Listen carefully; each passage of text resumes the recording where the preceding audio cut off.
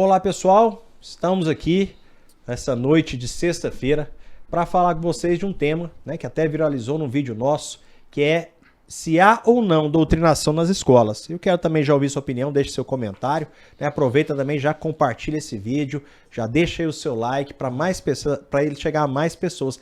E eu tô aqui com o nosso amigo Gustavo Gayer, né, muito conhecido nas redes sociais e que ficou famoso. Eu o conheci a partir de um vídeo que ele falava exatamente desse tema, acho que foi numa rádio interativa ou na Bandeirantes, foram dois vídeos, os dois primeiros vídeos que eu vi do Gustavo, foi falando disso e me chamou muita atenção. Eu falei, esse carinha é bom, esse cara entende, não é à toa que tá onde tá hoje, né? Dá um oi pra galera, Gustavo.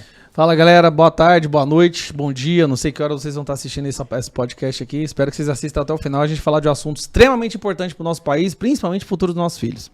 Sem dúvida. Temos aqui também o professor Everton, né, que é além de professor, foi meu professor, né? Além de professor também é um empreendedor da área de educação, que entende do assunto, né, que tem um próprio método de ensino criado exatamente porque ele tem uma opinião clara, formada, e eu conheço a opinião dele sobre o que acontece nas escolas brasileiras. E também, né, o pastor, amigo aí, militante, ativista, presidente da Frente Conservadora, comentarista político do Jornal Brasil Central, da TV Brasil Central, Oséias Varão, que fala com muita propriedade também sobre o assunto, mas eu não dei oportunidade para o Everton cumprimentar a galera, e na sequência o Oséias. É uma honra estar aqui com essa mesa aqui nobre e com todos vocês nos assistindo, e com certeza vai ser um excelente podcast aqui. Pois é, Telêmico, eu primeiro quero parabenizar pela escolha do tema, porque eu acho que é um dos mais importantes que nós temos hoje. Enquanto o Brasil não superar esse conjunto, esse sistema de doutrinação esquerdista que nós temos na nossa educação, a tendência é o país continuar patinando. Então, trazer esse assunto para a pauta e levar para a população informação acerca desse assunto é fundamental. Estamos aí, eu até comentei aqui logo na saudação de um vídeo que eu viralizei, que eu falo de informações que não chegam à população. Esse vídeo ele foi muito, circulou bastante, onde eu venho falando que a gente não sabe de como a Constituição Americana foi votada, né? O maior evento democrático da história da humanidade, na minha opinião. A referência que a gente tem aqui no Brasil é a Revolução Francesa, porque já mostra a inclinação aí para o lado esquerdista da história. E não se menciona, né, uma Constituição votada pelo próprio povo, a única do mundo. Os negros escravos que lutaram pela independência, como eles lutaram, foi dado a eles o direito de votarem e participarem também da votação dessa Constituição. Falo nesse vídeo também do maior intelectual que eu entendo que houve no Brasil, na nossa história, que é Dom Pedro II, né, alguém que era admirado por Victor Hugo, por Nietzsche, por Charles Darwin, o cara que falava 17 idiomas fluente. Recebeu voto dos Estados Unidos para ser presidente lá também. Sim, né? Quando houve a guerra entre o norte e o sul dos Estados Unidos, no contexto da abolição, alguns das autoridades americanas aceitavam somente ele para ser o mediador da paz entre o norte e o sul americano. Alguém que era mundialmente conhecido, se não me engano, foi Victor Hugo ou Charles Darwin, que disse que todo sábio da humanidade deveria prestar a ele o maior respeito pelo tanto que ele cooperava pela ciência, o tanto que ele fazia pela ciência, que disse que seria, se não fosse um imperador, ele queria ser professor, do tanto que ele amava na educação e entendia o papel dele. Enquanto isso, e é isso que o vídeo fala, né, em poucos segundos, nós temos um militante comunista que o único método que tem, eu entendo, é ter copiado e colocado em prática um método de terceiro, que não foi ele que criou, que deu seus efeitos práticos sim, mas extremamente limitados, como nosso patrono da educação. E eu tenho a minha opinião formada como que isso chegou até aqui, mas eu queria ouvir vocês. Por que é desse jeito, Oséias? Telêmico, na verdade é o seguinte... Mas primeiro, é desse jeito ou a minha percepção é equivocada? Não, você está correto e eu acho que essa é uma excelente oportunidade. Eu acho que o tempo aqui do podcast vai nos permitir falar de uma forma que a gente não tem às vezes tempo de falar na televisão, no rádio, porque o debate é sempre muito com trechos muito curtos das falas, né? Então, nós precisamos entender que o que a gente tem hoje é fruto de uma construção histórica, né? E houve em determinado momento o domínio de uma linha de pensamento no nosso sistema educacional. E essa linha, ela é de influência esquerdista, socialista, marxista.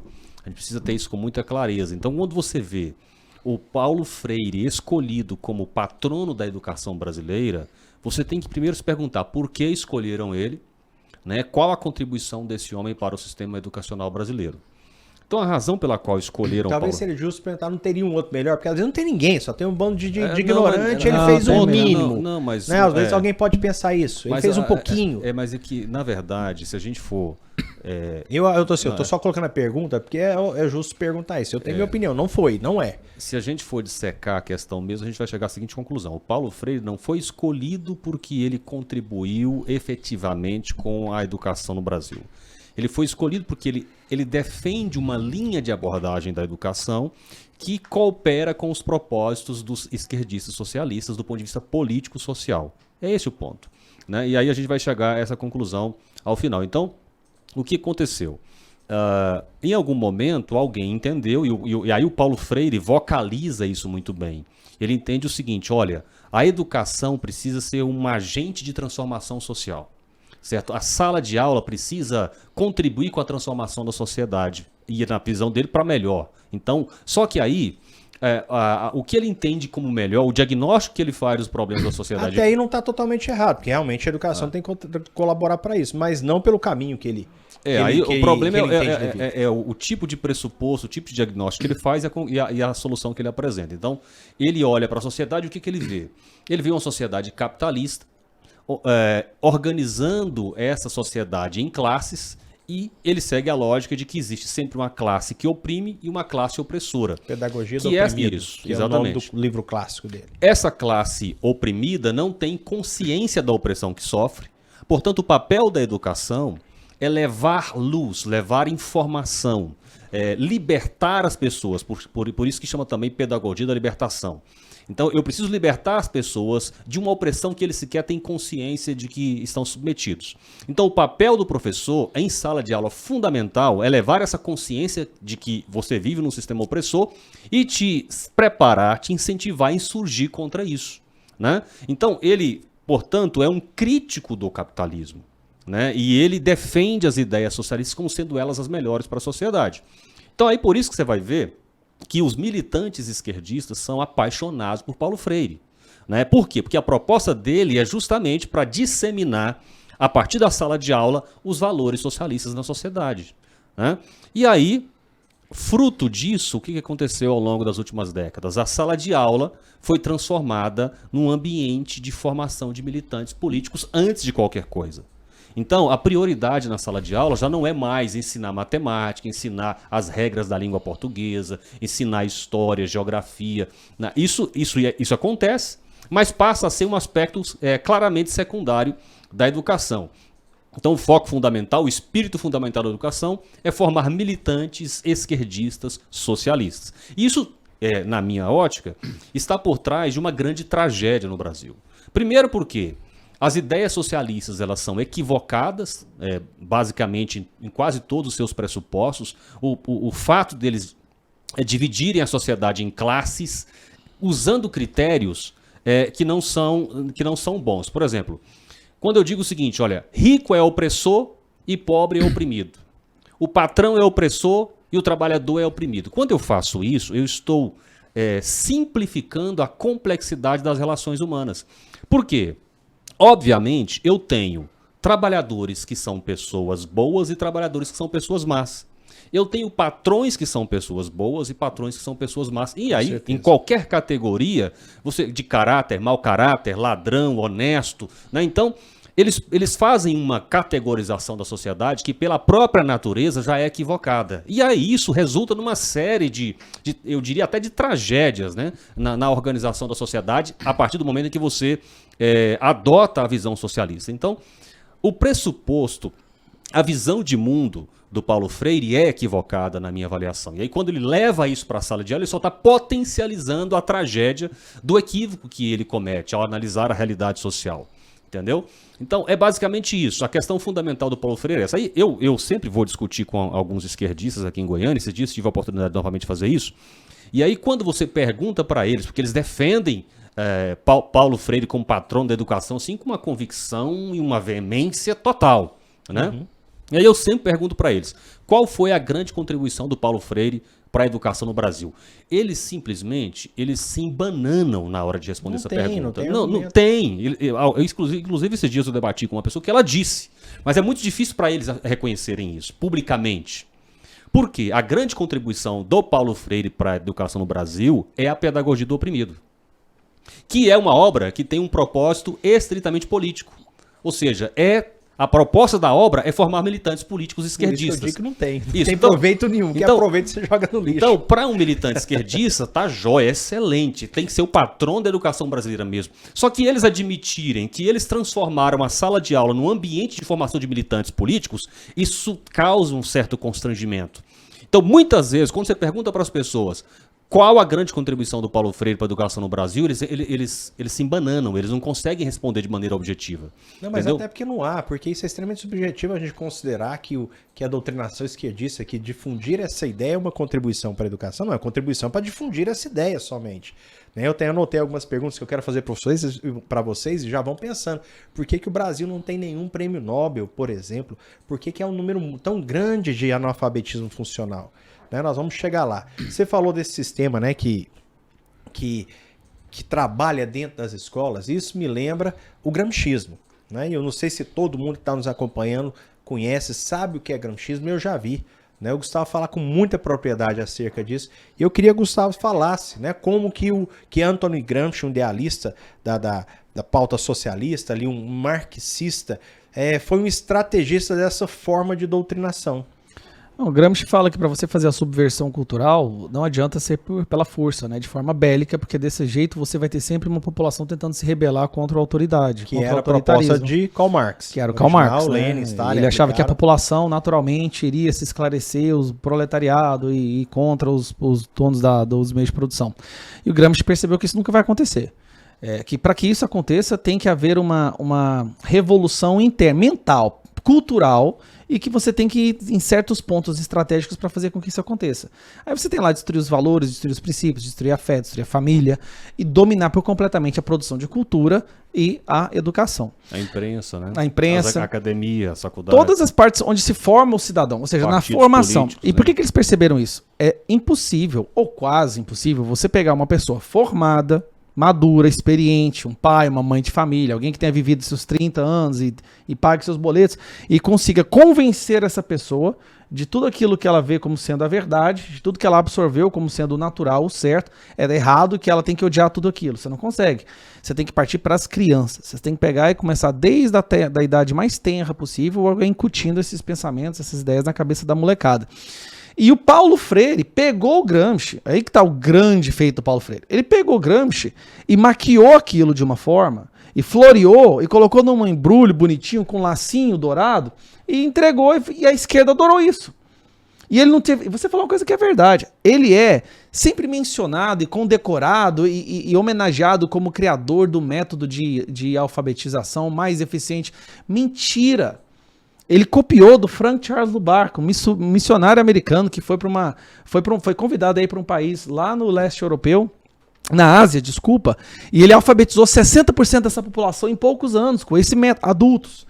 E ele foi convidado no Brasil para dar uma palestra aqui, na época, porque eles queriam saber o que esse cara fazia.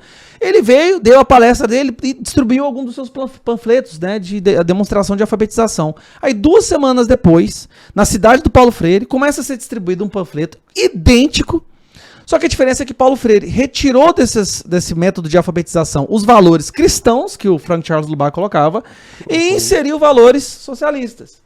E aí, obviamente, a esquerda já pegou aquilo, bom, é aqui, ó, tá tudo pronto. Agora ninguém vai rejeitar a nossa proposta. A gente apresenta como se fosse uma proposta de melhoria da sociedade, de acabar... Essas coisas, essas bandeiras da virtude que eles colocam sempre. Da mesma coisa que o direito reprodutivo feminino, eles trocam os nomes das coisas, jogam um batom, né, e beleza.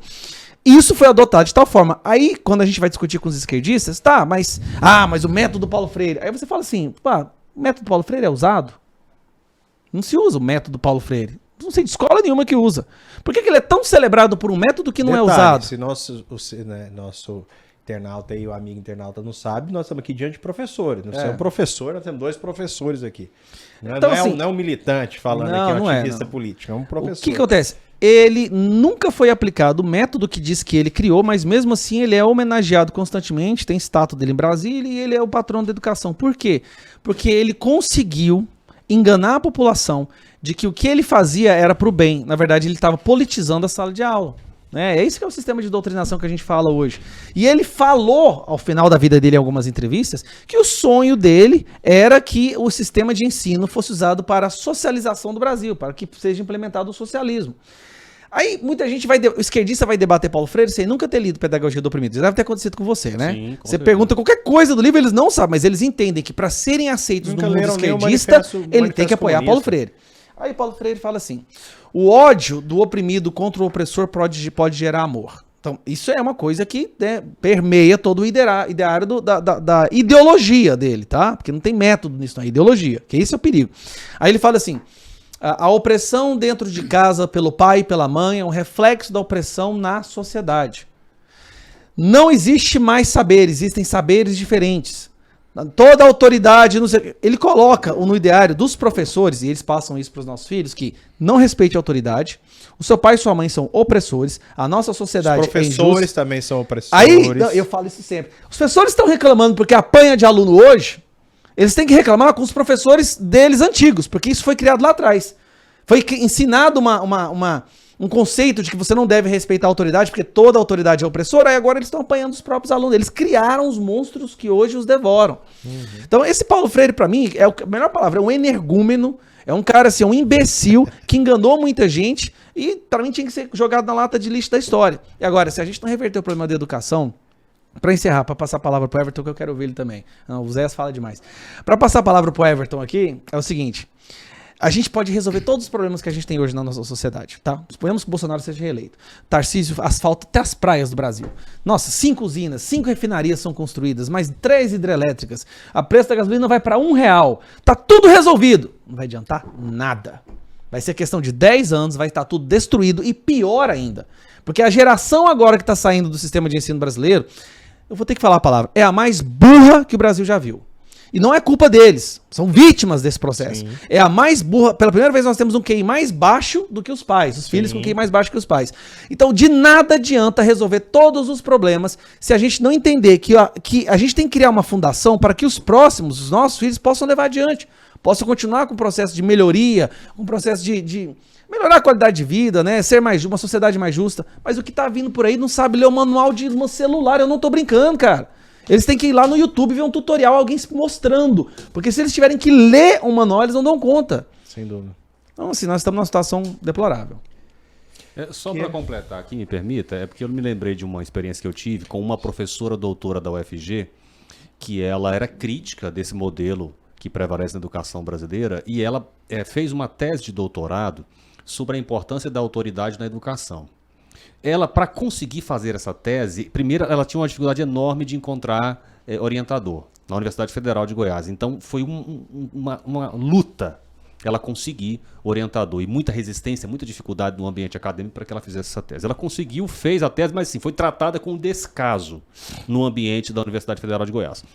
Isso há alguns anos atrás. Eu conversei com ela agora há uns 3 anos e ela me contando que recentemente alguém da Universidade Federal procurou ela. Nós precisamos da sua ajuda. Precisamos buscar o seu conhecimento acerca desse assunto, porque no ambiente acadêmico nós estamos enfrentando um problema sério com a falta de respeito aos professores. Né? E aí estavam eles tentando retomar aquela discussão que ela tinha proposto há muitos anos atrás e não conseguiu dentro do ambiente acadêmico. E só pra, sabe quando eles falam assim, mas a culpa não é da escola, a culpa é da família, os pais não estão passando, os pais não estão educando. Você ensinou os pais a não serem autoridade. Esses pais hoje que não estão conseguindo manter a rédea na família, são os primeiros alunos, quando o processo de doutrinação estava no máximo, que entenderam, nossa, eu não posso oprimir meu filho, eu não posso dar uma palmadinha, eu não posso dizer não, eu não posso fazer com que ele sofra. Aí criou esses monstrinhos aí que a gente tem hoje. E isso é uma base, inclusive, da teoria socialista, porque a implantação dessa ideologia, ela presume o afastamento de qualquer outra influência. E a gente sabe que dentro da mentalidade conservadora, de valores cristãos, religiosos, a influência da tradição familiar é enorme. Então, destruir a autoridade é destruir uma voz que possa influenciar para que eles tenham essa liberdade. Mas vamos lá, professor Everton, quero te ouvir. Então, eu concordo aí com tudo que meus nobres colegas falaram, estava muito bom ouvi-los, né? Eu quero colocar mais alguns ingredientes aqui na fogueira. Quando a gente fala muito assim nessas discussões, né, igual nós estamos Só falando fala aqui, bem próximo do microfone. nós estamos falando, a gente está dando muito ênfase no ensino privado, né, e público, desculpa. Nós estamos dando muita ênfase no ensino público, né? Então a gente tem duas realidades no Brasil. A gente tem a escola pública, a realidade pública e a realidade privada, né? Verdade. E a gente tem excelentes escolas no Brasil. Eu mesmo, tem 28 anos que eu milito na rede privada. Eu tenho, por exemplo, um aluno meu que ganhou a Olimpíada Mundial de Matemática. Foi o melhor aluno do mundo, brasileiro, goiano. Não é Humberto, divulgado isso. o nome dele. Eu tenho o Philip Kurt, que ganhou agora em 2016 a Olimpíada Mundial de Física, goiano.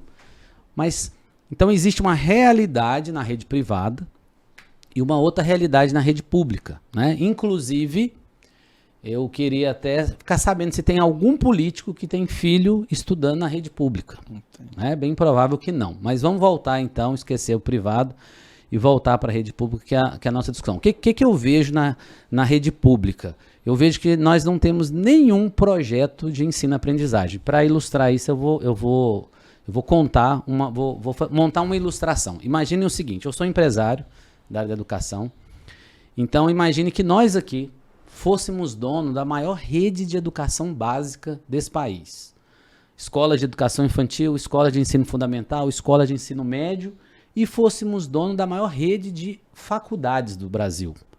Então nós somos dono. Então quem está ali na faculdade fazendo a prova, né, do vestibular para a pessoa entrar na faculdade é professor que trabalha para a gente. Nós somos proprietários.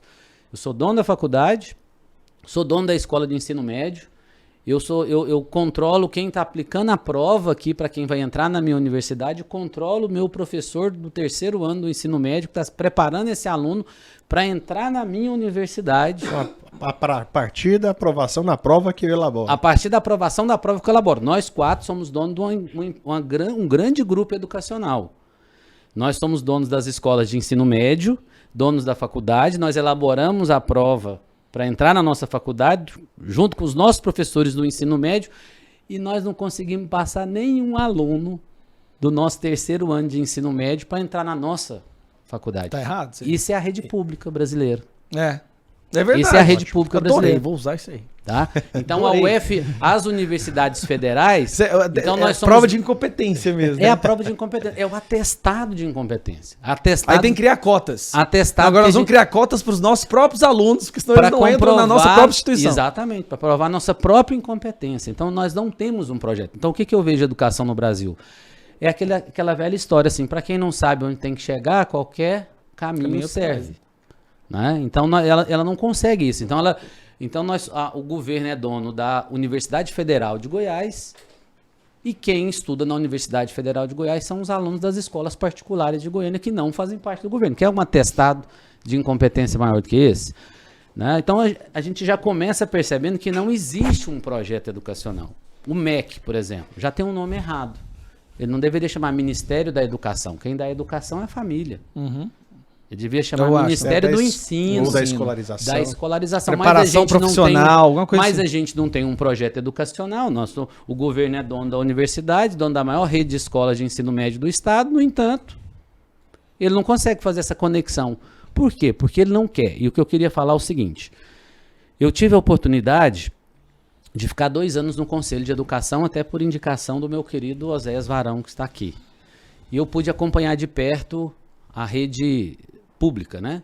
E eu pude constatar igual o Jó, né? Conselho de Educação do município de Goiânia. Município de Goiânia. Então é aquela coisa assim, que você sabia de ouvir falar, né? Mas eu pude ir lá e presenciar. Então você vê o seguinte, meus caros amigos, não é dinheiro o problema. Não é.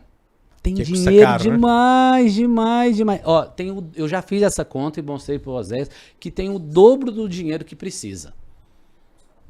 A rede privada gasta metade do dinheiro que a rede pública gastaria se a gente assumisse essa rede. 10 vezes eu mais provo resultado. isso matematicamente e posso entrar lá no portal de transparência e pegar os dados. Goiânia, ela tem uma arrecadação de 1,250 bilhão por ano só para a rede de Goiânia. Se você pegar essa conta e dividir pela quantidade de alunos por mês, dá uma mensalidade de R$ 1.200 por mês. 100 mil alunos. Eu falei 100 mil alunos? 100 mil alunos. Você pega 1,250 bilhão, divide por 100 mil alunos e divide por 12. vai dar o dobro da mensalidade que as escolas Do custo, né, que as escolas É. privadas que as têm. escolas privadas cobram aqui. em Professor Goiânia. Weber. É um absurdo. Não, e tipo assim, se o ensino fosse top, eu não tava falando nada não. Mas pra ser o quê? Uma merda.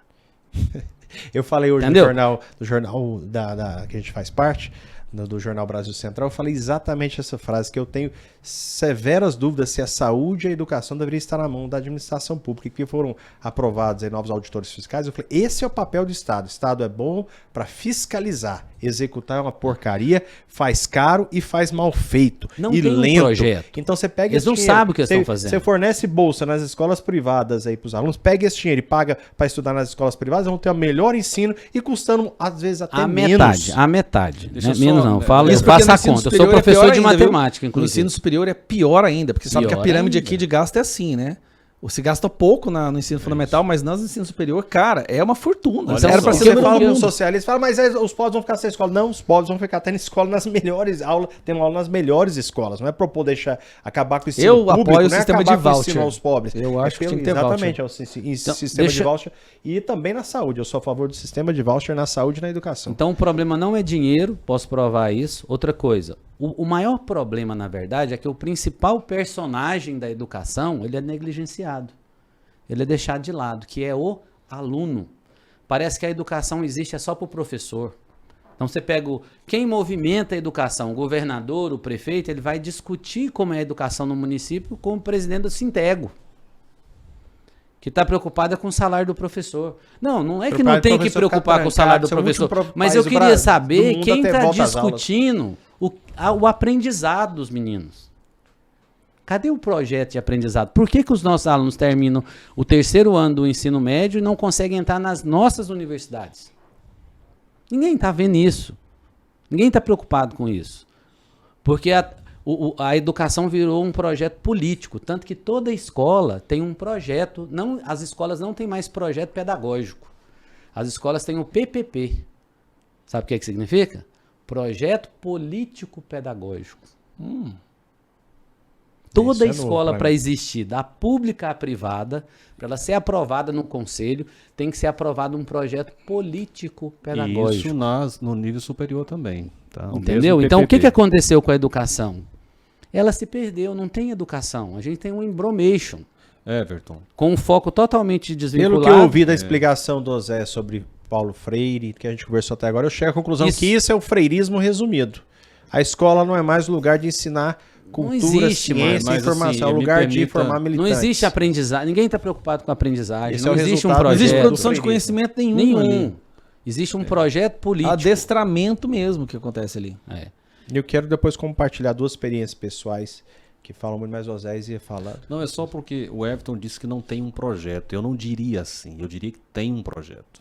E é esse, né? Só que não é um projeto focado na aprendizagem. Na Não é focado doutrinação. no aluno, no É. que o pai do aluno necessita, Então, se você- que o aluno se vo- necessita, que o país Isso. necessita. Veja bem, olha só, analisa É em comigo outros aqui. interesses. Você, pai, que é o patrão nessa história, vamos colocar assim, é o pagador de imposto, é alguém que está pagando por aquela escola. Você é o cliente, é melhor dizer o seguinte, você é o cliente, né? E aí, quando você idealiza colocar o seu filho na escola, você faz isso com um propósito. Você faz, olha, eu vou colocar meu filho na escola para que ele receba ali um conjunto de conhecimentos, de informações que vão ajudar ele a ser um cidadão bem-sucedido. Ele vai conseguir se estruturar de uma forma tal que ele não vai lhe faltar oportunidade de empregos, ele vai conseguir sustentar depois a sua família, né, a sua esposa, os Ele seus vai filhos. agregar valor para a sociedade, Isso. né? É o principal. Então, quando você coloca Isso. o seu filho ali, você está colocando com este propósito. Só que quem os recebe, não os recebe para fazer isso. Ele recebe para esse aluno que está chegando aqui, eu preciso mudar o mundo, eu preciso transformar a realidade social do mundo e eu preciso colocar valores na cabeça dele, prepará-lo para ele revolucionar esse mundo. Então você não colocou seu filho ali para isso, mas quem está lá está com a determinação de fazer isso. E uma outra coisa interessante que você falou agora há pouco, que é o seguinte, a esquerda, eles criticam o conceito de autoridade, só que quando eles adquirem a hegemonia, eles usam, aí eles avocam para si, eles mudam de discurso, tá? E a avó compara-se agora à condição de autoridade a fim de impor na sociedade os valores deles. Então, quando eles adquirem um determinado domínio da cena social, cultural, política do país, eles começam agora a impor. O que nós defendemos é o melhor para a sociedade e você cala a boca se discorda. É essa a lógica que eles usam, inclusive com os alunos. Inclusive com os alunos dentro da sala de aula, né? Alunos são expulsos da sala de aula. Inclusive com os alunos dentro da sala de aula. Durante um tempo eles, olha, não, o professor é apenas um articulador da produção autônoma do conhecimento pelo aluno, o professor não é autoridade em sala de aula. Beleza, depois que eles tomam uma certa hegemonia, adquirem uma certa hegemonia do ponto de vista social e cultural, daqui a pouco não. O aluno que discordar aqui do meu pensamento é envergonhado, é humilhado, é reprovado. Não consegue pessoas para avaliar, como é que chama? As teses, as lá, teses, mestrado. né? O professor que acompanha o aluno ali. Orientação para fazer as suas teses. Ele vai sendo excluído, vai sofrendo um bullying, vai sofrendo uma pressão, sendo submetido a constrangimentos. Então, eles não são contra, de fato, a autoridade. Ao uso do poder e da autoridade. Eles fazem uso disso quando eles têm a oportunidade e de uma maneira bem autoritária, diremos assim, né? Agora, enquanto você tem um domínio da direita, da esquerda, dos valores da direita, eles ficam contestando. Não pode ter autoridade. Eu tenho que desconstruir o conceito de autoridade.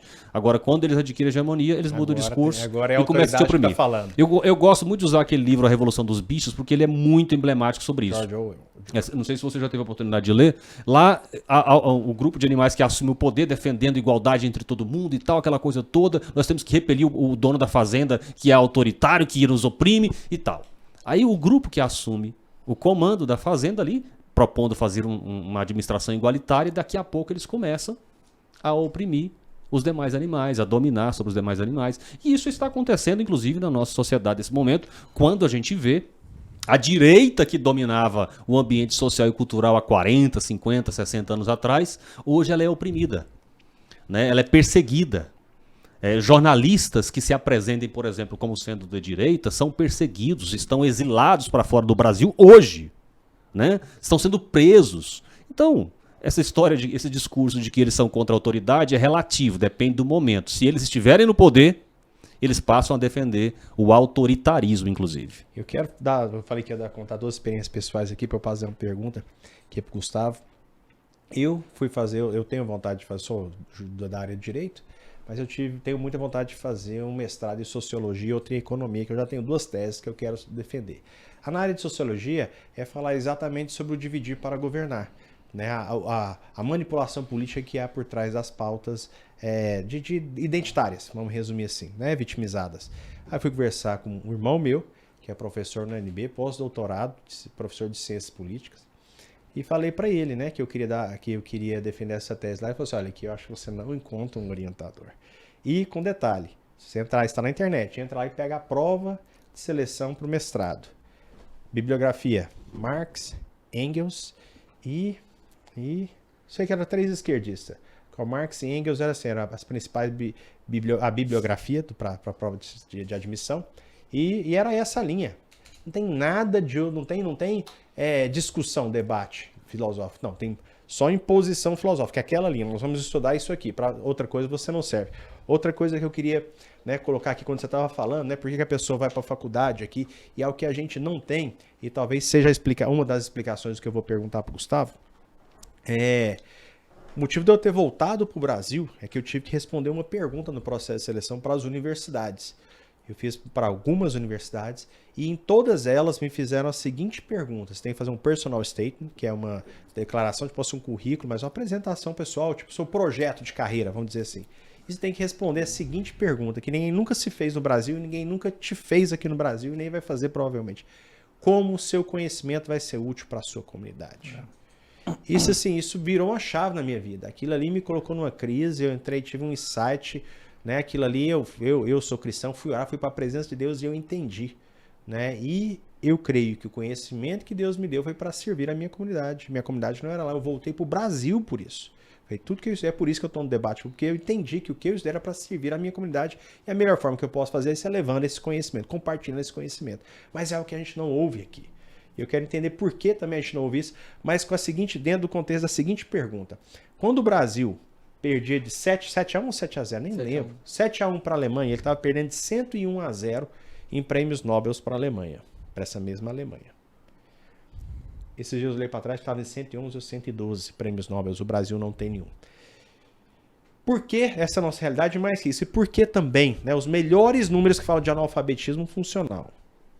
Nosso internauta, amigo internauta, aí, caso não saiba, analfabetismo funcional é ler e não conseguir entender um texto. E eu vejo assim, eu vejo gente que você fala assim, não é possível, jornalista, advogado, lê uma coisa e interpretar diametralmente oposto. Fala, mas o cara não tá falando isso, gente. Tá claro que o cara tá falando. Que é absurdo você falar uma coisa, a pessoa distorcer tudo. Ou seja, o analfabetismo é funcional, assim, absurdo, que os melhores números dizem que é 50% dos formados, graduados, e os piores dizem chegar a 82%, inclusive o professor Olavo de Carvalho mencionou esse número em Harvard, que 82%, quando ele palestrava em Harvard, dos graduados em universidades, ou graduados, lógico, em universidades, no Brasil são analfabetos funcionais.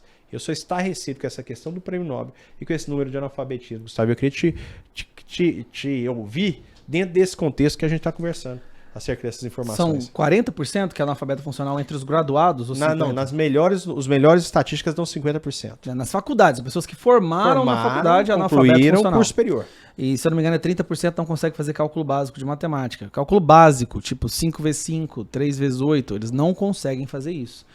Como que a gente chega nessa situação? Você falou uma coisa da produção de conteúdo na universidade, na academia, na elite acadêmica, né?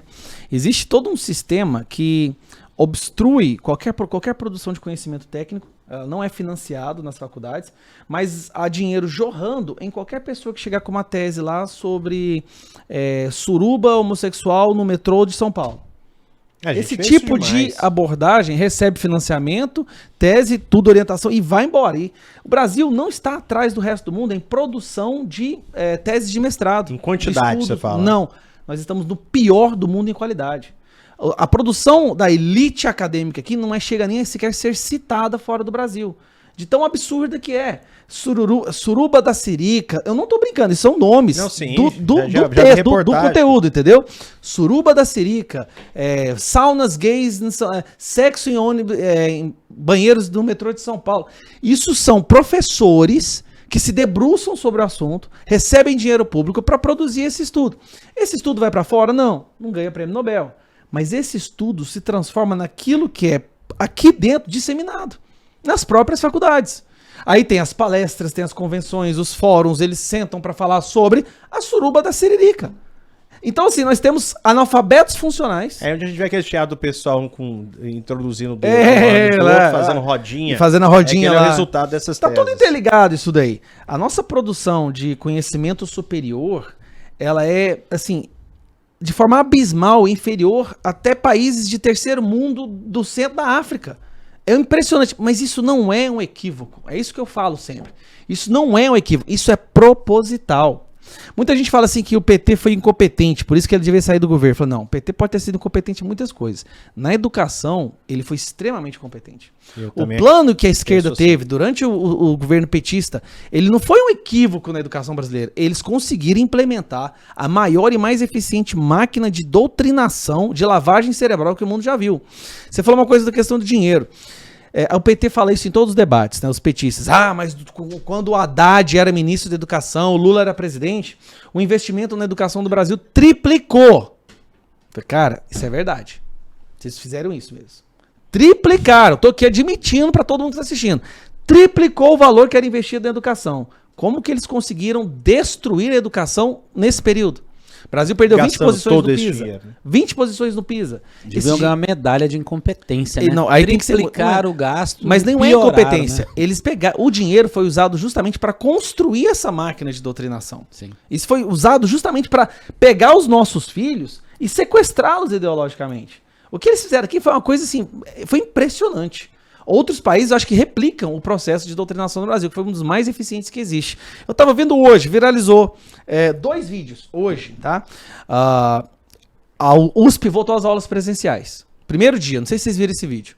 Primeiro dia, a USP volta às aulas presenciais. Cara, primeiro dia, você não vê a parede na faculdade.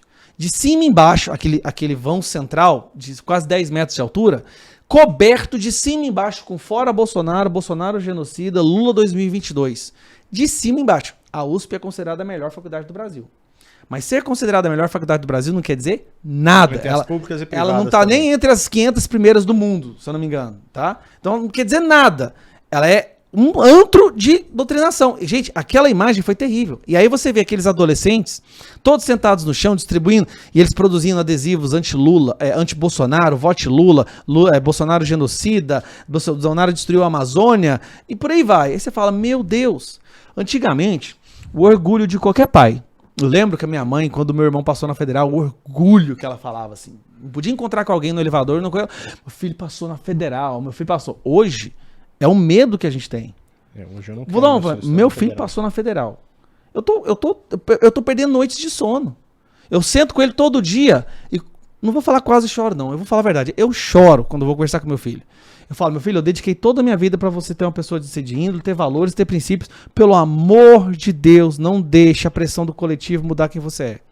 Você vai conhecer gente legal, você vai conhecer uns professores sedutores, e isso eles são extremamente sedutores, legais, eles trazem pra perto. Como todo Olha bom só, canalha. todo bom canalha.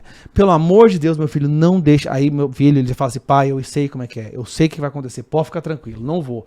Aí eu vou e durmo tranquilo, mas eu tenho esse medo mesmo. Assim, e minha esposa chorou. Eu e minha esposa conversando, nossa, ele vai pra Federal. O que a gente faz agora, cara? Ele vai pra Federal. Não, meu bem, vamos convencer ele a vir pra particular. Não porque particular seja sem doutrinação, não, mas parece que você tem mais controle e a sua voz tem mais peso numa faculdade particular, porque você tá pagando mensalidade. No ensino público, os pais são reféns. Porque a verdade é o seguinte, você descobre que seu filho tá sendo doutrinado. Você vai na escola estadual reclamar. Eu vou usar a palavra, eles não estão nem aí porque o pai tá falando. Estão cagando e andando. Não era essa palavra que você usou. Cagando e andando. Por quê? Eu vou usar não. Por quê? Isso não vai afetar na renda deles, eles não serão demitidos, eles não serão penalizados, eles não estão nem aí. Inclusive, na maioria das vezes, os pais não conseguem nem falar com a diretora. Ela tá sempre ocupada. Então, assim, é foda ver isso, os pais se veem reféns nesse caso. Mas é isso, produção de conhecimento no Brasil não existe. Né? Só existe ali uma linha de produção extremamente eficiente que joga lá na frente um menino imbecilizado, que nunca vai conseguir produzir nada, nunca vai conseguir agregar valor para a sociedade. E aí ele vai depender de quem? Do próprio Estado. Do Estado. Então o Estado está criando o Zero exército que irá incompetente. defendê-lo. É isso que ele está fazendo. Ele está criando o exército que vai defendê-lo. Escravos, que ele vai pôr comida na mesa, tem obrigação de defendê-lo, que é ele que vai sustentar. Isso me lembra a história da galinha lá do Stalin, lá, que ele tirou todas as penas, jogou no chão, deu uma migalha, ela comeu e ela foi indo atrás dele. É isso que o Estado faz com esse povo. Aí eles nunca vão ter nem a capacidade, entendeu? De perceber o quanto eles foram destruídos, né? Do como eles foram Estocolmo silencioso. Eles não têm nem a capacidade de perceber. Eu falo um exemplo, o Nordeste, boa parte do Nordeste brasileiro vive essa realidade. Eles acham que sem a esquerda eles não sobrevivem. Porque a esquerda está tantos anos dando migalha, né? Nós estamos vivendo uma geração, cara, eu não sei se a gente vai conseguir reverter esse processo. Vamos pensar no futuro aqui. Everton, você que trabalha, tem uma escola, você acha que é possível reverter esse processo? Olha, eu, sinceramente, eu vou mudar um pouco a esfera da nossa conversa, assim. Eu sei que nem todos que estão nos ouvindo podem ser... como é a relação deles com o Criador, vamos dizer assim. Mas eu até recentemente, até setembro do ano passado, eu literalmente tinha desistido e eu já estava preparando a minha mudança para os Estados Unidos. Entendeu? Mas Deus falou comigo em setembro e eu agora estou agindo pela fé. Por mais que eu olhe e veja que parece ser ilógico, mas eu tenho fé no nosso país e eu tenho fé que Deus vai levantar homens e mulheres capazes de mudar essa realidade. É difícil, mas para Deus nada é impossível. O que eu vejo mais é assim, tudo isso que a gente está falando é porque a educação virou política. Ela não tem mais um projeto de aprendizagem, como eu falei. Não existe. A aprendizagem foi deixada de lado. A educação não está conectada com a sociedade. É fácil perceber isso. Por exemplo, eu sou professor de matemática. Eu falo para vocês assim, ó, a educação ficou tão desconectada da sociedade que ela ficou arcaica. Você pega, por exemplo, eu falo para você, o Telêmaco foi meu aluno. 90% do que eu ensinei para o Telêmaco de matemática não serve para nada. Não serve para nada para a vida dele. Nós não temos uma organização do aprendizado. Né? É uma educação sem propósito. Então você pega, por exemplo, hoje, e a gente pega assim, ó, 50% das pessoas que entram numa universidade não concluem o curso superior. Dos 50 que concluem, a metade não atua na área que ele formou. Tem alguma coisa errada, não está difícil de ver isso. Ou seja, a educação e a realidade não tem nada a ver. Nós aqui, o Telêmaco morou nos Estados Unidos, o Gaia é professor de inglês, provavelmente conhece muito bem os Estados Unidos, estou conhecendo o Gaia hoje, não tenho muita informação dele. Mas a gente olha para a educação americana, você vê que a educação está conectada com a sociedade. O que se aprende na high school está conectado com os empregos. A educação está tão conectada com a sociedade que o IPTU, né, ele vai para a escola. Então, por exemplo, você mora num bairro, igual aqui, por exemplo, se eu moro no Jardim América, meus filhos têm que estudar no Jardim América. Porque eu tenho que valorizar o Jardim América. E os pais participam ativamente da escola. E se quiser mudar de escola, sabe o que faz? Tem que mudar de endereço. Tem que mudar de endereço. Assim então, assim... Inclusive, isso determina o valor dos imóveis e aluguéis. O mercado imobiliário está conectado com a educação. Exatamente. Ou seja, a sociedade está conectada com a educação. Nós não. A educação nossa não tem nada a ver com a vida nossa. Nós nos perdemos. Não existe processo de aprendizagem. Não tem o que a gente está fazendo não é educação. Eu te escutando e relacionando ao que o Gustavo falou, isso fica muito claro para mim quando você está falando de produção de conteúdo, porque é um problema também. Um país que tem uma mentalidade socialista, ela quer gerar servidores públicos, que vão depender da única empresa, entre aspas, que existe, é o Estado que emprega todos. E dentro dessa lógica, diplomas, graduações, pós-graduações vão agregando bonificações em renda. Então eu vejo que a maioria hoje das pessoas que querem uma pós-graduação não é porque querem servir a comunidade, não é porque estão conectados e querem trazer uma resposta para uma demanda da sociedade, que não é porque responderam essa pergunta, como meu conhecimento vai ser útil e sabe como vai ser e tem um propósito de servir. Não, é porque quer mais um diploma, seja em pedagogia, em história, em qualquer coisa, simplesmente para poder aumentar o seu salário como servidor público. Ou seja, eles não se preocupam em produzir nenhum conhecimento útil, não. É só uma lacuna que tem que ser preenchida. É uma certificação. Aí é onde vai falar das fezes em latinha. É isso. Esse é um ponto muito importante da gente abordar aqui, gente. Sabe por quê? Eu costumo chamar isso de glamorização do diploma.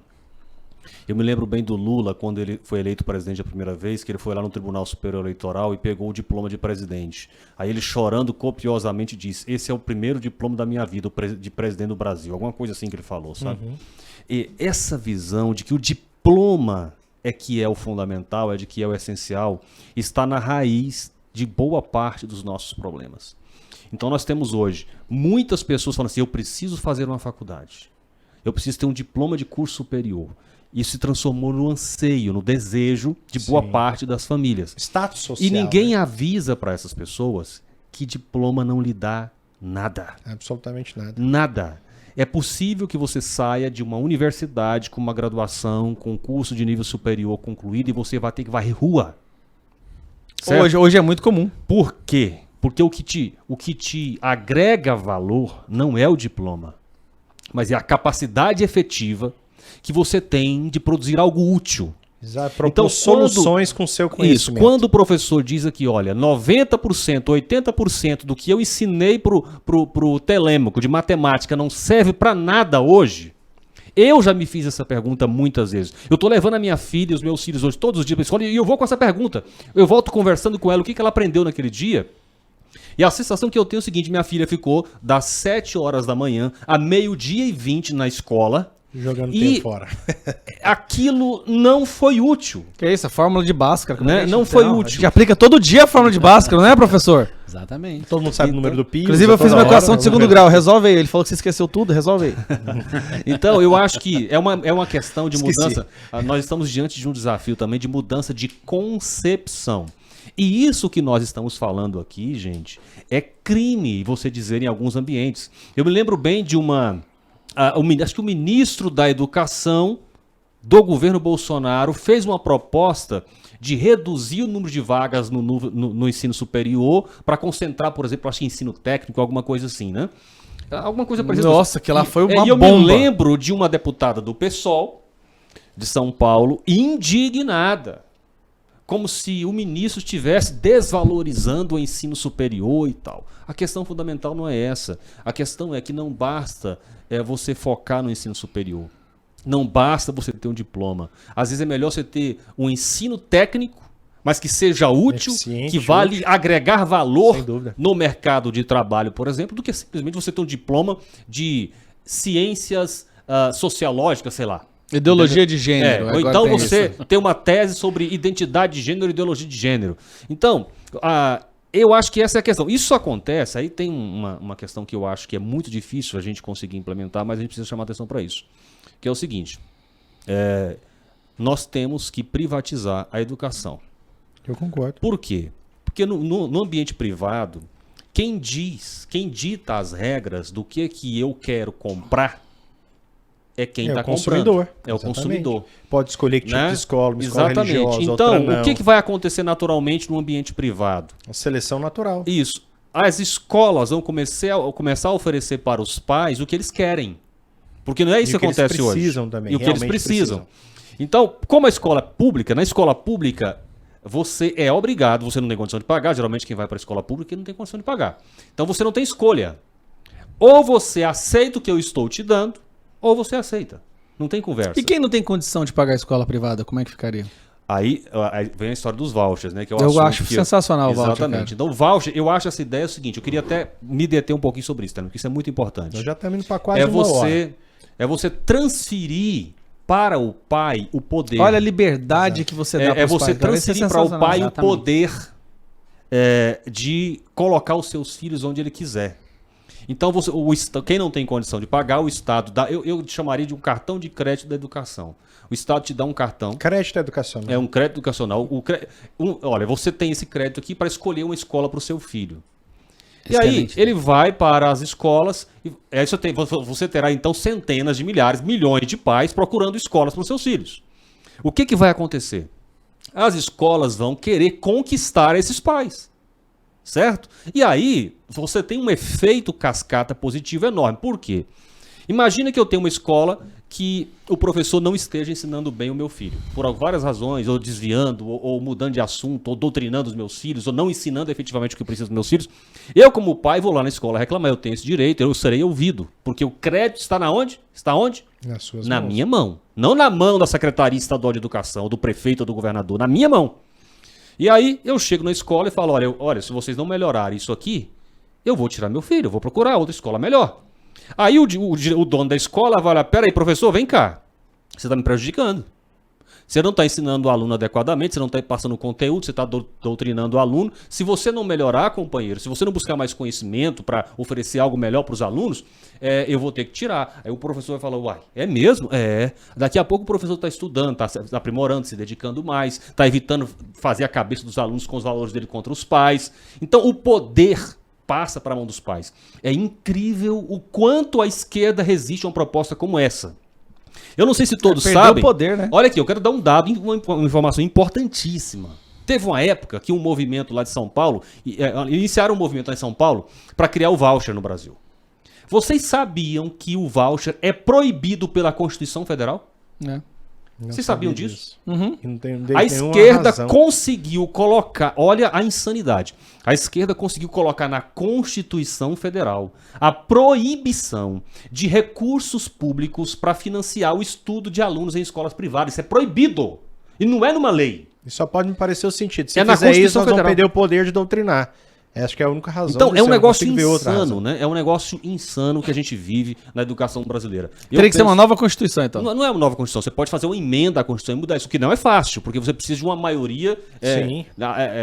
Qual é o percentual? 3/5? Não, 60%. 70%. 70% para mudar. Mas eu acho que nós temos que começar a falar sobre isso, porque isso é uma insanidade. Ele é qualificado. Tá? Isso é uma insanidade. Então, só que ninguém fala. Então nós temos que começar a falar sobre isso, porque a melhora da qualidade da educação no Brasil passa por esse tipo de solução. E a esquerda colocou o pé na parede e fala, a educação no Brasil não vai melhorar. E eles fizeram isso, inclusive, colocando na Constituição Federal. Isso precisa mudar. Zé, então podemos concluir. É que se nós trouxemos muitos fatos aqui. Tem algumas opiniões, eu percebi, eu tenho as minhas, né? Vocês também é de vocês, mas nós percebemos que a conversa foi muito embasada em fatos, experiências, né? E a minha conclusão com base nisso é que há doutrinação, mas eu queria você. Há doutrinação, então, objetivamente, Zé, já pode fazer suas considerações, mas peço também para você falar das suas redes sociais, para os nossos amigos estarem seguindo, interagindo com você. Olha só, na verdade, todo o sistema educacional brasileiro, e quando o Everton fala das escolas privadas, Everton, a escola do Everton é uma escola diferenciada, porque lá já tem muitos anos que ele está muito direcionado em fugir dessa lógica, tá? Mas hoje, inclusive, muitas escolas privadas, Everton, estão dominadas por uma visão de mundo esquerdista, progressista, socialista, a partir dos professores que foram treinados nas universidades com este viés. Né? Então tá ali o pai pagando, só que o pai às vezes nem tem noção disso, ele não sabe, ele não discerne o que está acontecendo. Então o pai está pagando para os filhos serem treinados contra os valores da família, contra os valores dos pais. Treinados para odiarem os próprios pais. Né? Então, eu digo o seguinte, olha, o processo de transformação de mudança pelo qual o Brasil precisa passar não vai acontecer de um dia para a noite. Né? Agora, a doutrinação existe, ela é dominante no ambiente educacional. Existe um fato que é triste, porque boa parte dos professores sequer tem noção de que eles são ferramentas dessa doutrinação. Eles também foram doutrinados. Isso, eles se sentem ofendidos quando você diz que eles estão doutrinando, porque ele faz isso sem saber Essa que é o era resultado da doutrinação. Ela faz a pessoa cega da realidade. Exatamente. Para ela é doutrinada, mas ela acha que ela é imparcial. Então o Gramsci, a proposta do Gramsci, que foi citada aqui no começo, é o seguinte: eu preciso fazer com que as pessoas sejam socialistas sem que elas saibam. É que os valores serão internalizados de maneira tão natural que ela será socialista sem saber. E isso acontece hoje, muita gente. Eu mesmo era socialista quando concluí a graduação, e se me perguntasse se eu era, eu dizia que não. Então existe sim um sistema de doutrinação dominante, inclusive, no sistema educacional brasileiro. E para concluir, as minhas redes sociais, né, me dirigindo aqui aos nossos internautas que nos acompanham nas redes sociais, você quer ver o que o Oséias Varão fala, um pouco além do que eu falei aqui no podcast, @Oséias Varão. Meu nome não é muito comum, então com essa informação você me encontra no Facebook, no Instagram, no YouTube, no Twitter, nas principais redes sociais. É TikTok agora, né? Hoje eu estou entrando no TikTok por indicação do Telêmico, eu não tinha ainda. Eu criei essa semana e estou impressionado com o que aquilo entrega. Mas vamos lá, meu amigo. E a doutrinação, objetivamente, chefe, nós já estouramos a nossa uma hora. Podemos concluir que há doutrinação nas escolas? Com certeza há doutrinação. Né? Eu fiquei muito mexido com a pergunta que o Gustavo Gaia fez, né? Tem solução? Tem solução, só que ela é bem complexa. Tá? O sistema é bem dividido, né? O MEC não tem a força sobre a educação. Ele é dividido pelos conselhos de educação, estaduais, municipais. E essa mentalidade esquerdista, ela dominou esses ambientes. Né? Com certeza tem doutrinação e muita doutrinação. Estão fazendo muito bem feita a doutrinação, como meus colegas disseram aqui. Né? O que nós precisamos é que a sociedade se levante contra isso. É isso que vocês querem para os seus filhos? Eu, por exemplo, eu montei uma escola. Primeiro, sabe como que eu que fiz para resolver isso? Eu montei uma escola para os meus filhos. Vamos montar, cada um monta uma escola aí pro seu filho. Eu te ensino como monta a escola. Eu te ensino como que monta a escola. Vamos montar uma escola. Tem escola, nós estamos montando uma escola. Nós estamos montando uma escola, porque como que você vai fazer? Né? Então, olha, tem a escola que vai ser assim, assim, assim. Quem quiser vem aqui para a escola. Vamos incentivar outro pai a abrir. Como nós vamos fazer? Nós temos que fazer alguma coisa. Né? E aí, Gustavo, sua conclusão também é essa? Mais do que doutrinação. Hoje tem perseguição, hoje tem agressão, hoje você tem alunos que têm medo de ir para a escola porque eles pensam diferentes, que são marginalizados, agredidos. Meu filho mesmo já foi xingado numa sala de aula como bolsobosta quando ele tinha 14 anos. Então, se fosse só doutrinação, cara, seria menos mal, mas é pior do que isso. Eles estão afugentando, perseguindo mesmo qualquer um que se atreva a pensar por conta própria. A pergunta tem que ser a seguinte: ainda existe ensino no sistema de ensino brasileiro? Vamos marcar um outro podcast. É isso que eu falei. Isso aqui vai dar uns 3 episódios. E o Gustavo lembrou uma coisa também, é o seguinte: por isso que está levantando muita gente querendo homeschooling. Exato. Eu não dou conta Ninguém de montar uma aguenta escola, mais. então pelo menos faço falar de homeschooling. Nós aqui nem em casa. conseguimos falar de homeschooling. É. Mas é isso, quero agradecer a presença de vocês, companhia do nosso amigo internauta. Se esse conteúdo de alguma forma te edificou, te trouxe informação relevante, compartilha com mais pessoas, deixa o seu comentário, o seu like também, se inscreve aqui no canal, se inscreve no canal do Gustavo. Qual que são as redes, Gustavo? Jean Willis, Gus Gaia. Só se digitar lá Gustavo Gaia, eu apareço lá nas Gaia, redes. professor Everton também, Professor Everton Guimarães. arroba professor, prof ou professor? Professor. Professor nas nossas, Telemaco Brandão, a minha pessoal e aqui no Politizai-vos, nosso canal. Estamos juntos, né? Faz sugestão de pauta para nós também. E eu já estou decidido, nós vamos ter que gravar um segundo programa para falar de educação. Pelo menos um segundo. É isso aí, pessoal. Obrigado e até a próxima. Até logo. Tchau, tchau. Tchau, tchau.